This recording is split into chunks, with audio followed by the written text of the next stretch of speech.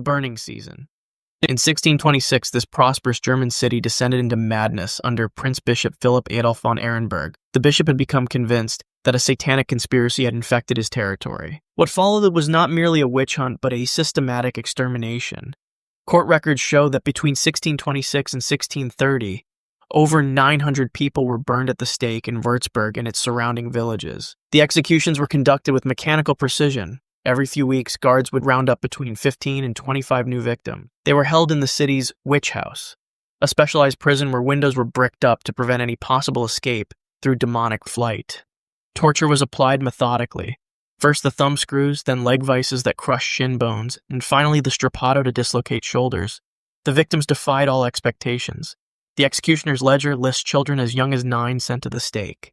In one instance, the entire choir of the Würzburg Cathedral, 27 boys, was accused and executed. 19 Catholic priests and even the bishop's own nephew met the same fate.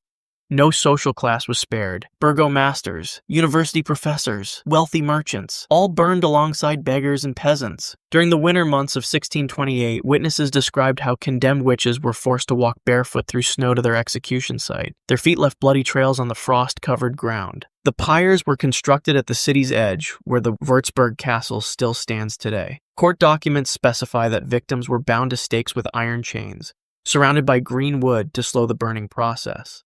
The smoke was visible for miles. On days when multiple executions took place, the sky above the city darkened with human ash. A contemporary account describes how snow would melt in a wide circle around the burning grounds, even in January. Prince Bishop von Ehrenberg justified the slaughter by declaring that the air shall be cleansed by their smoke, creating the grotesque irony that the very smoke he claimed would purify actually contained the atomized remains of his innocent subjects. The bishop's bonfire. In 1597, Aberdeen, Scotland erupted into a frenzy of witch hunting that would claim dozens of lives. Janet was a well-known tavern keeper, married with several children. Her troubles began when a local nobleman accused her of causing his illness through witchcraft. Within days, city authorities dragged her from her home to the Tolbooth prison where Aberdeen's accused witches awaited judgment. The interrogation followed standard procedure for Scottish witch trials. Janet's clothes were cut away, and witch prickers searched her body for the devil's mark, any mole, birthmark, or scar that didn't bleed when pierced with needles. After examiners claimed to find such a mark, Janet faced the brodequin, wooden boots into which wedges were hammered, crushing the leg's bones slowly. Court records show she endured this torture for 3 hours before confessing.